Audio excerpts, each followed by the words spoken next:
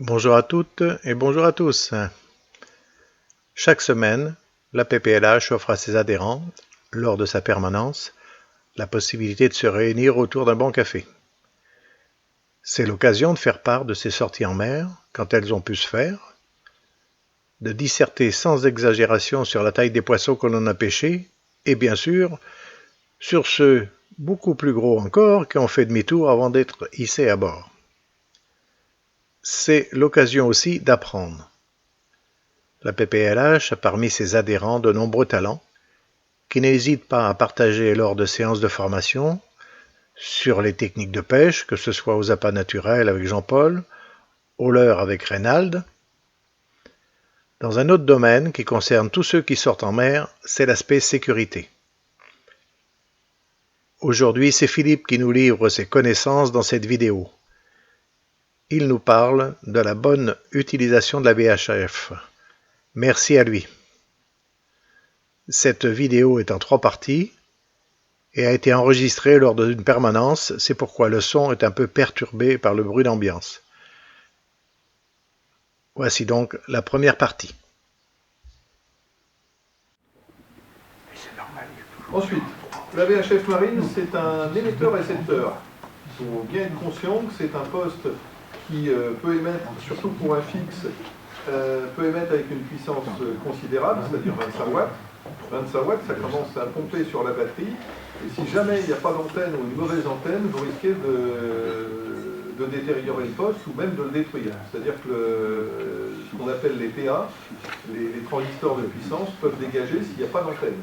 Donc quand vous avez une VHF marine fixe connectée à une antenne extérieure, il faut surtout que l'antenne soit en bon état et qu'elle soit bien raccordée, que le coax ne soit pas complètement pourri ou qu'il n'y ait pas une corrosion sur la prise, ce qu'on appelle la PL qui est branchée derrière le poste. Enfin, il faut vérifier quand même que tout est en bon état. Il faut savoir qu'il y a des canaux simplex et duplex en VHF marine. Donc si vous vous mettez sur un canal simplex, c'est-à-dire fréquence émission, fréquence réception, qui est la même, il n'y a aucun problème. Si vous êtes en duplex, qui servait notamment avant pour les communications téléphoniques, puisqu'il y avait un service de téléphonie par France Télécom, vous pouviez joindre un correspondant par téléphone, là il y a une fréquence émission et une fréquence réception.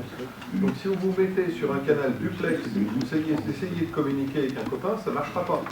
Vous allez être sur des canaux émission-réception différents. Donc ça ne sert à rien de se mettre sur un canal duplex. Ils sont inutilisés pour la plupart et ils ne servent à rien. Sauf si vous l'avez sur le tableau de fréquence. Ça, je pourrais vous le donner éventuellement, un tableau des canaux. Vous voyez tout de suite si fréquence, émission et réception sont les mêmes ou pas. Il y a aussi des canaux météo sur pas mal de VHF qui sont indiqués canaux WX. Ça ne sert pas en France, ni en Europe d'ailleurs, c'est un système américain qui permet d'avoir les données météo. Et chez nous, c'est inutilisé, inutilisable, il n'y a pas de... Mise en marche de la VHF marine. Attention pour tous ceux qui n'ont qu'une batterie de bord, ce qui est le cas de la plupart des plaisanciers. Sur les gros bateaux, on a des batteries de service, des batteries moteurs et autres. Mais quand vous avez une seule batterie, n'allumez pas la VHF avant d'avoir démarré le moteur. Parce que quand vous donnez le coup de démarrage, vous avez une chute de la batterie et ça perturbe et ça esquinte la VHF marine si elle a été allumée avant. Donc surtout, démarrez le moteur et mettez en route la VHF après, pour les VHF fixes. C'est un peu pareil pour les voitures avec les autoradios, les GPS et autres. Il faut éviter de le faire, on peut avoir un bug, on peut esquinter s'il y a des batteries internes, si ça donne un coup de surtension sur la VHF et c'est pas bon du tout. Petit conseil aussi sur les VHF marines, n'inclinez pas vos antennes. Les antennes VHF, notamment sur les toits de timonerie, il faut qu'elles soient verticales. Si elles sont inclinées et proches de l'horizontale, vous risquez aussi de péter les PA, c'est-à-dire les transistors de puissance. C'est comme s'il n'y avait pas d'antenne, pratiquement. Elles sont vraiment à l'horizontale. Si elles sont inclinées, vous avez un rendement qui sera nettement moins bon. L'antenne, la VHF devrait tenir le choc, mais c'est quand même pas bon si vous vous mettez à 25 watts avec une antenne inclinée. Et ne mettez pas non plus de fanion comme certains le font, surtout pas en haut. Il y en a qui mettent des fanions, des petits drapeaux tout en haut. ça fragilise évidemment le fouet, puisque ça le fait battre et ça peut le faire casser. Éventuellement, mettez-le vraiment en bas, mais essayez de le mettre ailleurs. Pour les VHF portables, vérifiez surtout très bien l'état de charge de l'accu. Si c'est un accu lithium, ION, vous pouvez le recharger autant de fois que vous voulez, même s'il n'est pas déchargé complètement. Si c'est un nickel-cadmium, c'est-à-dire les anciens accus, eux par contre, ils ont un effet mémoire. Donc il faut attendre qu'ils soient complètement vides, pas complètement, mais presque, pour les recharger. Si vous les rechargez alors qu'ils sont encore en état de charge de 70-80%, ils ne vont pas aimer et ça va détériorer la durée de vie de l'accu. La plupart des VHF maintenant sont en lithium, hein, donc il n'y a pas de souci. Et vous avez une meilleure autonomie, vous pouvez les recharger, à la limite, on ne les laissez pas sur les chargeurs non plus pendant 1 heure inutilement, mais vous pouvez les recharger régulièrement. Pareil, si la batterie, enfin la VHF portable est reliée à la batterie du bord, parce que vous avez des prises allume-cigare dans certains cas, même chose que pour la VHF fixe, démarrez-la une fois que le moteur est parti. Vérifiez aussi le bon état de l'antenne souple. Souvent elles sont cassées, fissurées ou autres. Dans ce cas-là, il ne faut pas hésiter, il faut les remplacer. Sur les VHF portables, vous avez 2 ou 3 niveaux de puissance. 5 watts, 3 watts, 1 watt. Utilisez bien cette fonction-là comme sur les VHF fixes. J'expliquerai tout à l'heure pourquoi, mais c'est bien utile de savoir changer la puissance d'émission des VHF. Il faut savoir que plus la puissance d'émission est réduite, plus la portée sera réduite, mais également plus la consommation sera réduite. Donc pour les voiliers, par exemple, ça ne sert à rien d'émettre avec une grosse puissance. Si la petite suffit en portée, si le correspondant n'est pas loin. Quand vous démarrez une VHF fixe ou portable, première chose, vous ajustez le volume et vous réglez le squelch. Le squelch, c'est le silencieux. Alors vous tournez à gauche ou à droite le squelch, ça dépend des VHF, pour avoir le seuil de déclenchement, c'est-à-dire le souffle qui arrive. Et quand vous avez le souffle, vous remontez un tout petit peu, pour être sûr que vous ne soyez pas perturbé, mais vous êtes à la limite du déclenchement. C'est indispensable parce que si vous êtes trop en squelch, vous allez avoir du mal à recevoir les correspondants. Ensuite, bien sûr, vous choisissez un canal. Le 16, de préférence, pour rester en veille sur le canal d'appel et d'urgence. Et vous le réglez au swell, comme je disais. Vous choisissez une puissance. En général, pour les fixes, c'est 25 watts par défaut. Comme ça, si vous êtes assez loin, vous êtes sûr d'être entendu. Et vous passez sur 1 watt pour des liaisons locales ou de bateau à bateau. Vous avez souvent la fonction lock, ou une petite clé. Ça permet de verrouiller la VHF pour ceux qui ont peur de faire des fausses manips. Vous appuyez sur lock, et comme ça, votre VHF, même si vous faites une mauvaise manipulation, elle ne va pas changer de canal ou elle ne va pas changer de réglage. Pour le déverrouiller, pareil, vous appuyez sur lock. Sur les portables, vous avez un état de charge de l'accu, normalement. Ça, c'est bien utile aussi. Quand vous voyez que c'est vraiment descendu, vous rechargez ou vous le débrouillez pour avoir un accu de rechange. Le principe en VHF marine, c'est de veiller le 16. Il y en a beaucoup ici qui sont systématiquement sur le 6 et qui n'écoutent pas le 16, c'est une erreur. Il faut se mettre sur le 16 en veille et éventuellement, si vous voulez écouter le 6, vous le mettez en double veille. C'est-à-dire pour sélectionner un canal double veille, vous sélectionnez le canal 6 si vous voulez faire le 16 et le 6. Le 6, et vous appuyez sur DW et à ce moment-là, il va balayer 16 et 6. Et quand il y aura un appel sur un des deux, vous l'entendrez. À ce moment-là, vous rappuyez, vous supprimez la double veille et vous répondez sur le 16 ou sur le 6 suivant le cas. Le 16, le 9 pour les ports de plaisance qui sont automatiquement programmés. Et à ce moment-là, vous rajoutez le 6 si vous voulez le 6 ou le 8 ou un autre. Ou le 10. Il est important de connaître les 3 canaux d'appel. Il y a 3 canaux d'appel à connaître. Le 16, qui est l'appel d'urgence et l'appel général. Donc, si vous voulez contacter un bateau, vous mettez sur le 16, vous appelez sur le 16. Vous avez le 9, qui est le canal de capitainerie des ports de plaisance. et le 12 qui est le canal des capitaineries de ports commerciaux. Donc si vous voulez joindre la capitainerie du port de Plaisance au Havre, c'est le 9, mais dans tous les ports de Plaisance, Deauville et autres. Et si vous voulez joindre le port de commerce, pour une raison ou pour une autre, c'est le 12. Ensuite, vous avez des canaux qui sont réservés au trafic bateau-bateau, navire-navire. À savoir, il y a 4 canaux, le 6, le 8, le 72 et le 77. Donc ces 4 canaux-là sont réservés à des liaisons entre navires. Vous les utilisez systématiquement, mais vous ne vous mettez pas sur n'importe quel canal à côté, c'est-à-dire le 10, le 9 et autres, vous n'y touchez pas. Si vous voulez communiquer avec quelqu'un, avec un copain ou un autre bateau, pour une raison ou pour une autre, pour signaler un incident, vous les mettez sur le 6, le 8, 72, 77. Bien sûr, je vais l'expliquer après, vous lancez appel d'abord sur le 16 et vous proposez un changement de canal. Les 4 canaux que je vous ai donnés, là, 6, 8, 72, 77, c'est pas fait non plus pour communiquer comme avec du téléphone. C'est essentiellement réservé à des liaisons maritimes. Donc quand vous pêchez, quand vous avez un problème entre vous, vous voulez communiquer, et vous n'allez pas parler de la pluie et du beau temps pendant des heures là-dessus. C'est pas fait pour ça. Il faut savoir que les crosses et les sémaphores peuvent écouter n'importe quel canal. Donc s'ils vous entendent là-dessus et que vous donnez des informations un peu gênantes, je dirais, dans certains cas, vous pouvez avoir un gars qui pirate, qui a remonté des filets d'un copain ou qui a fait des conneries. S'il va raconter ça sur la VHF, n'oubliez jamais que vous pouvez être écouté par les crosses. Donc ça peut vous retomber très très vite dessus, même la gendarmerie maritime peut avoir l'info. Ce qui est un peu... Oui, c'est très très bien. Et autant être prévenu. Quand vous avez un problème, quand vous lancez appel sur le 16, quand vous avez le cross, il vous donnera comme consigne, la plupart du temps, de ne pas rester sur le 16, sauf si vraiment il y a une panique et que vous n'arrivez pas à changer de canal. Mais sinon, ils vous feront passer sur le canal 67 ou 68. Sachez-le, c'est le canal de dégagement qu'ils utilisent le plus souvent. Après, ça dépend des crosses et ça dépend des opérations qu'ils ont en cours.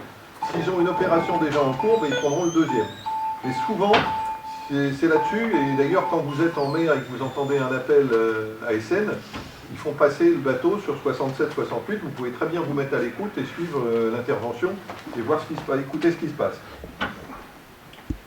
Réglage annexe de la VHF. Vous avez tout un tas de fonctions, tout un tas de commandes possibles dans les VHF. Plus elles sont sophistiquées, plus vous avez de possibilités.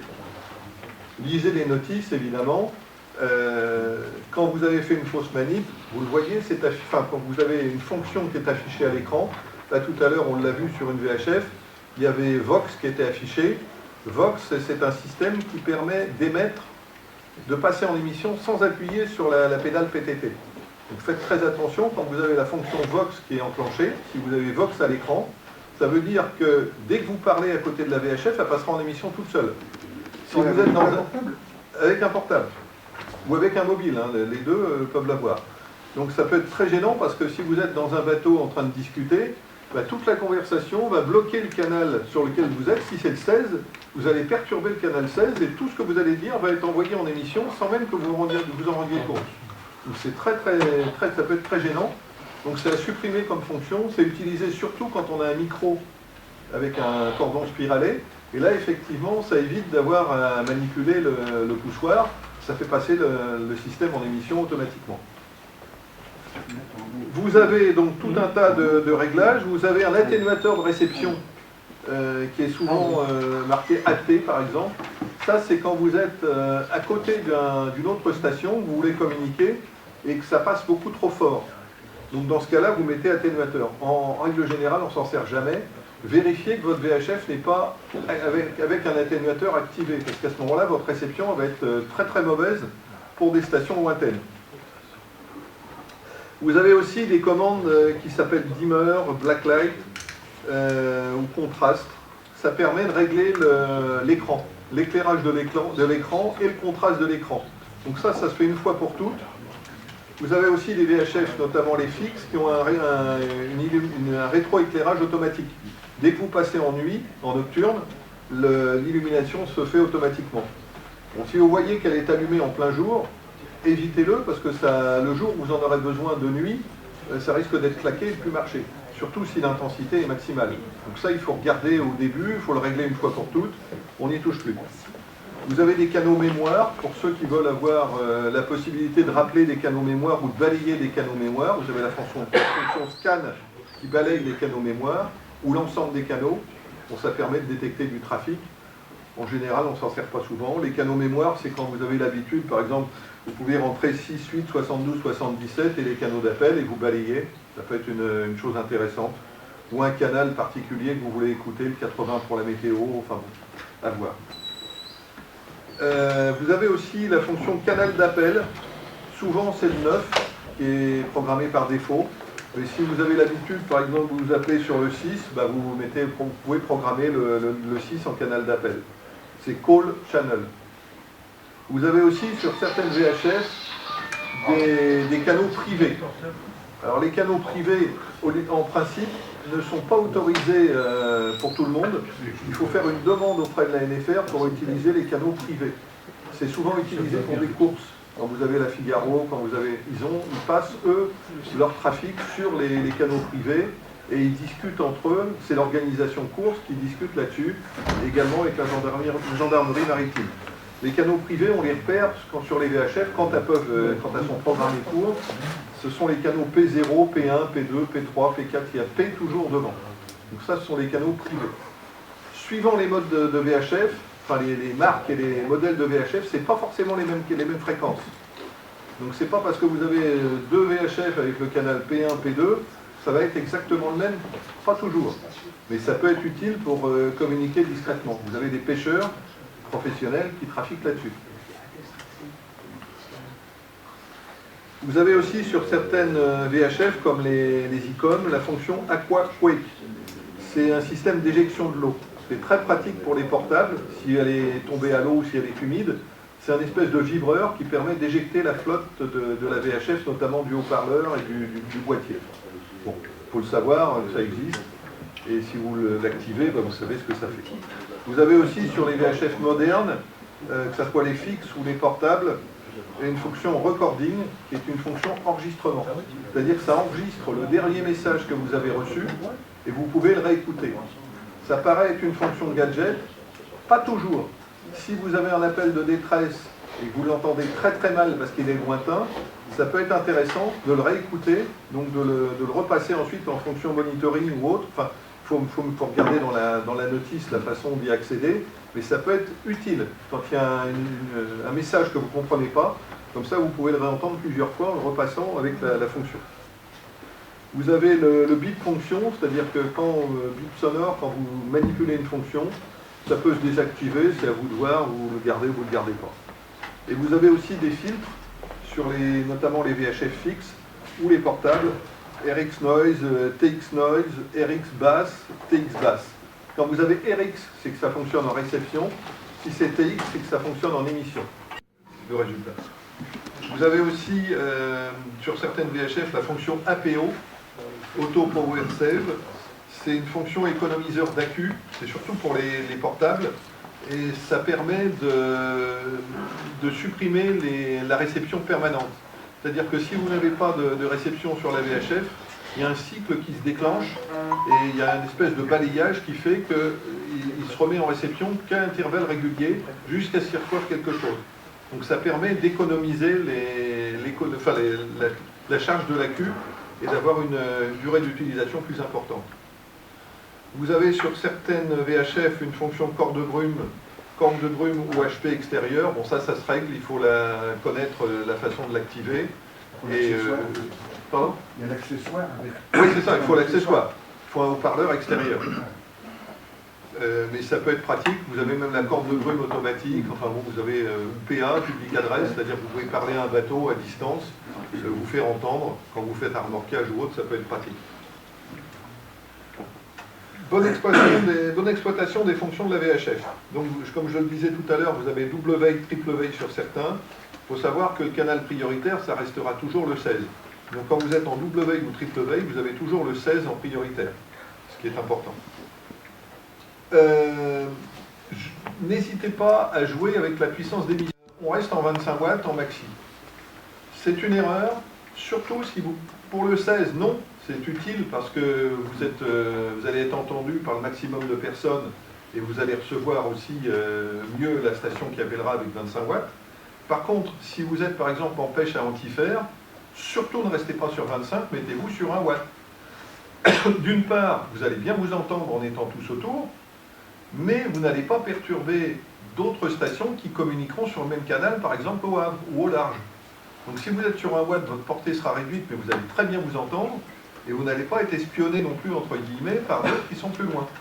Donc les communications seront pour un petit groupe local, et vous n'allez pas non plus, je dirais, consommer votre batterie, enfin bouffer l'autonomie de votre batterie, ou de l'accu si c'est une portable.